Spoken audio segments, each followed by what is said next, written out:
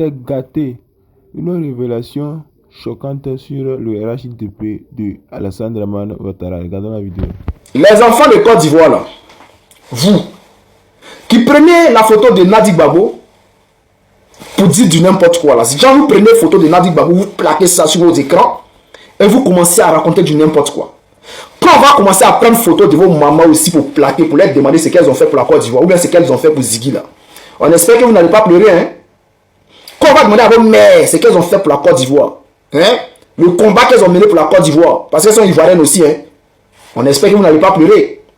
Quand on va aller prendre photo de vos mères, on va retrouver ça là, et puis on va plaquer, et puis on va commencer à demander à vos mères pourquoi jusqu'à présent elles ne sont pas allées libérer Ziggy là. On espère que vous n'allez pas vous fâcher, vous n'allez pas pleurer, hein, parce que Nadi Babo là, c'est le moment de quelqu'un aussi, hein. Voilà, vous avez vos mères, et puis ceci Nadi Babo, vous acharnez comme si c'est elle qui avait attrapé Ziggy pour l'envoyer à la Maca. Mes chers frères, attendez d'abord. On revient sur ce dossier-là, mais pour l'instant, on va aller au Burkina Faso. Parce que Jeune Afrique a dit n'importe quoi. C'est parti, chers frères, chers camarades. Ça dit que nous, on est là, hein. On n'a pas envie de parler. Ça ne vous arrange pas. Vous voulez nous voir parler? Mais on va parler. Chers frères, chers camarades, le porte-parole d'Alassane Ouattara, Jeune Afrique, dit que le président Ibrahim Traoré gouverne avec sa famille. Et que depuis l'arrivée au pouvoir, lui gouverne avec sa famille. D'accord, on a compris. Moi-même là, je demande pardon au président Ibrahim Traoré. Il n'a qu'à aller fouiller dans tous les petits villages où il y a ses cousins, ses nièces, ses oncles, hein, ses parents là, il n'a qu'à ramasser tout le monde. Il va les mettre dans le gouvernement, il va gouverner avec eux. Parce que je n'arrive pas à comprendre. Jeune Afrique, ton patron Alassane Ouattara, lorsqu'il a pris le pouvoir en 2011, là, quand il est arrivé, il a mis toute sa famille au sein du gouvernement autour de lui. C'est-à-dire, aujourd'hui en Côte d'Ivoire, là, la Côte d'Ivoire même est le seul pays que moi je connais, hein, où un seul parti politique dirige tout le pays. C'est-à-dire au sein du gouvernement, il n'y a pas un autre parti politique, il n'y a pas de membres, des cadres d'autres partis politiques. Si tu n'es pas RHDP, tu n'es pas dans le gouvernement. Si tu n'es pas RHDP là, tu n'es pas dans le gouvernement. C'est encore dans ce moment où il voit ça. Hein. Et vous allez vous lever pour dire que Ibrahim Traoré gouverne avec sa famille. Les gars, vous faites exprès. Genre, vous faites exprès, vous cherchez. C'est-à-dire vous voulez qu'on parle. En Côte d'Ivoire, si tu n'es pas RHDP, tu libères le tabouret. Qui est au sein du gouvernement, qui est PDCI, qui est FPI, qui est PPACI, qui? Il n'y a que le RHDP au sein du gouvernement de Côte d'Ivoire. Alassane Ouattara, c'est bon petit. Maintenant, parlons de famille. Mais Jeune Afrique, Alassane Ouattara fait pire. Il fait pire que Ibrahim Traoré. Depuis 2011, l'arrivée au pouvoir. Il fait pire. Regardez aujourd'hui là. Aujourd'hui. C'est-à-dire que vous vous levez aujourd'hui pour venir parler de IB où Alassane Ouattara vient de remanier son gouvernement. Vous ne parlez pas de ça, hein? Où son petit frère est ministre de la Défense et vice-premier ministre. Vice-premier ministre, je vois les gens qui disent ça existe. Bon. Quelle est l'utilité d'un vice-premier ministre en Côte d'Ivoire? C'est sur Alassane Ouattara seulement on voit ça. C'est délapider l'argent de l'État. C'est-à-dire, à part eux là, personne d'autre n'est intelligent en Côte d'Ivoire. Personne d'autre n'a de diplôme en Côte d'Ivoire. Il n'y a que le RHDP, c'est-à-dire Alassane Ouattara et sa famille, qui ont des grands diplômes. Il est président. Sa nièce gère la caisse de l'État. Son fils ou son petit frère, on ne sait pas qui il est. Lui, c'est lui qui gère l'armée. Il a même une milice privée. Il a plein de parents qui gèrent, qui ont des hauts poches, ou bien même ses beaux-fils, ou bien beaux-frères, tout cela. Et tous ceux qui gèrent la Côte d'Ivoire. Si on veut citer les noms, on ne va pas quitter ici. Et vous voulez vous acharner sur Ibrahim Traoré. Vous n'avez pas honte, hein. Vous là, vous n'avez pas honte, hein. Mais chers frères, chers camarades, il y a un frère malien qui s'est levé qui a dit que, c'est-à-dire, Le Mali a la capacité, c'est-à-dire si aujourd'hui ça s'est gâté entre la Côte d'Ivoire et le Mali, en moins de 25 minutes, l'armée malienne pourrait mettre la main sur Alassane Ouattara comme les États-Unis ont fait au Venezuela. C'est-à-dire ils peuvent venir, ils vont mettre la main sur Alassane Ouattara devant l'armée ivoirienne. Ah ouais. Bon, quand le gars dit ça, voici que Niamey, le Niger, a été attaqué. Ça veut dire ils ont laissé le Mali, ils sont allés attaquer le Niger. Les gars voulaient renverser le président Aboudraman Tiani ou même empêcher l'uranium de sortir.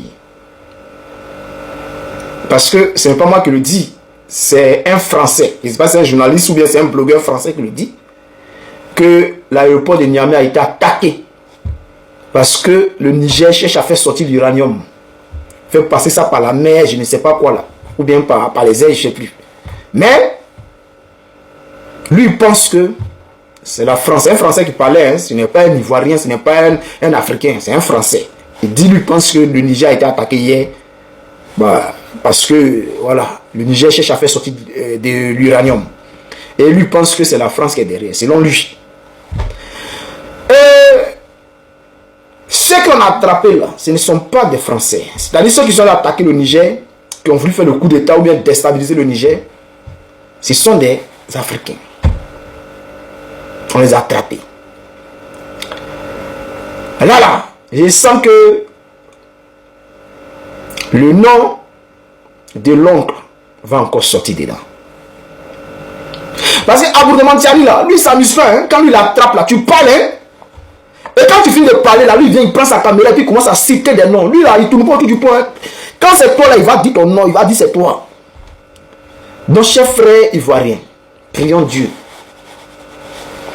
Prions Dieu pour ne pas que le nom de l'oncle soit dedans.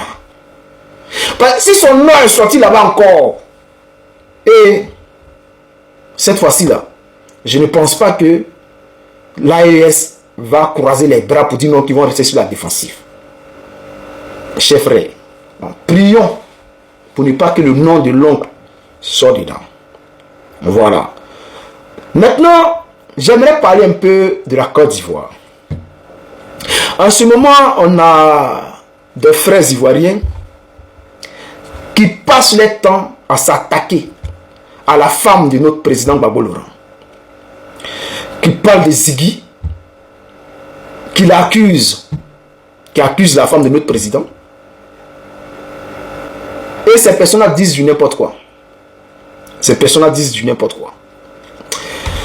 Ce que j'aimerais dire à ces personnes-là, c'est que, les gars,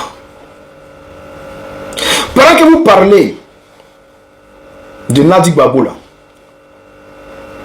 pendant que vous l'accusez, sachant très bien que ce n'est pas elle qui a arrêté Ziggy pour le mettre en prison.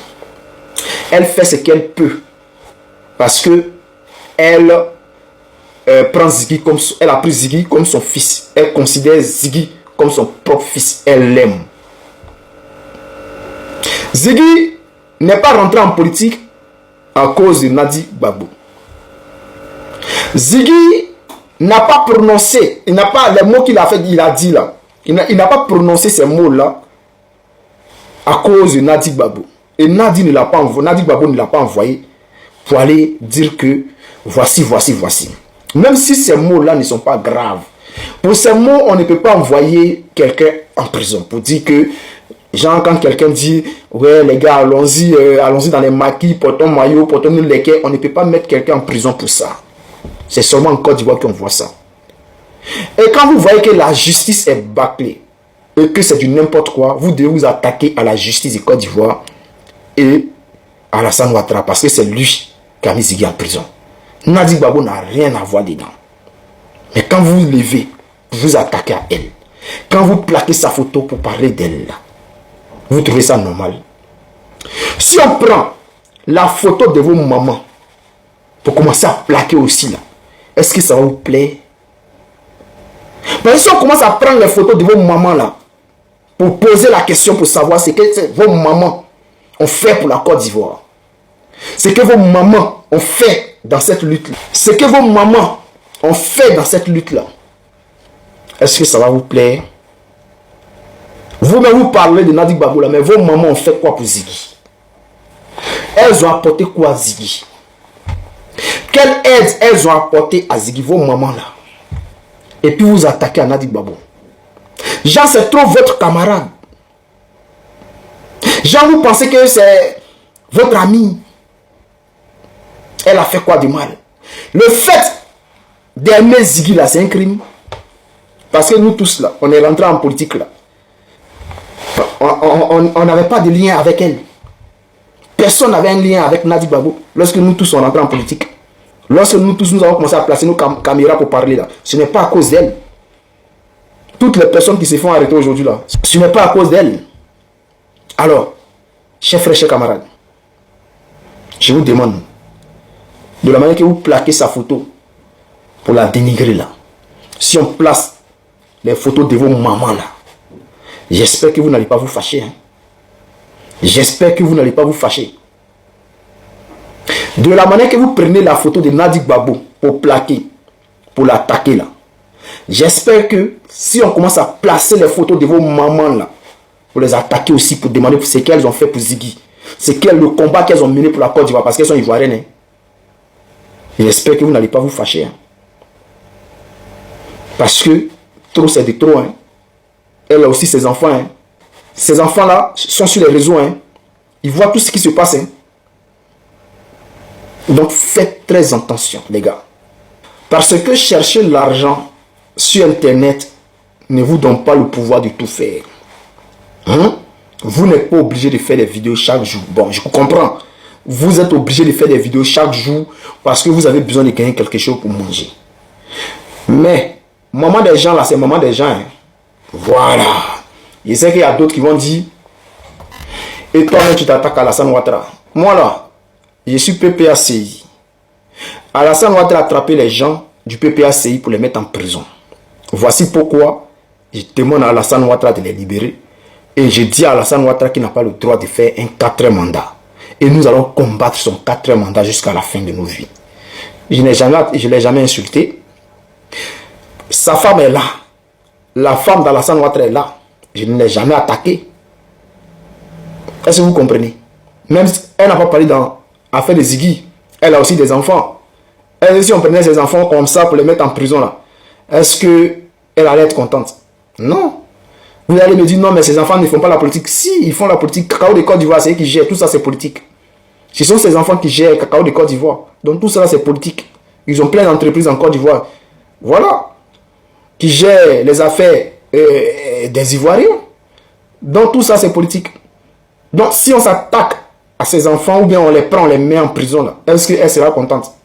Mais avec ça, on ne dit rien. Elle est là, on la laisse tranquille dans son coin. Et puis on parle avec Alassane Ouattara. Donc, si vous levez, parce que Nadi Gbagbo dit non, qu'elle aime Ziggy, elle traite Ziggy comme son fils, et aujourd'hui ça vous fait mal, parce que Ziggy est en prison, et elle ne peut rien faire, mais vous voulez qu'elle fasse quoi? Ou bien vous voulez qu'elle aille à la Maca, elle fasse sortir Ziggy, et puis elle reste dedans. C'est ça. Ou bien, qu'est-ce que vous voulez qu'elle fasse? Le dictateur qui est en face de vous là, vous ne le voyez pas. Hein. Ceux-là qui ont pris Ziggy pour mettre Ziggy en prison, tous les autres camarades là, vous ne les voyez pas. Hein. C'est-à-dire vous n'avez plus de contenu à faire, vous voulez vous acharner sur la pauvre dame. Continuez. On commence à plaquer photos de vos mamans aussi là. On commence à parler de vos mamans, non? Ça va vous choquer un jour. Continuez sur nous.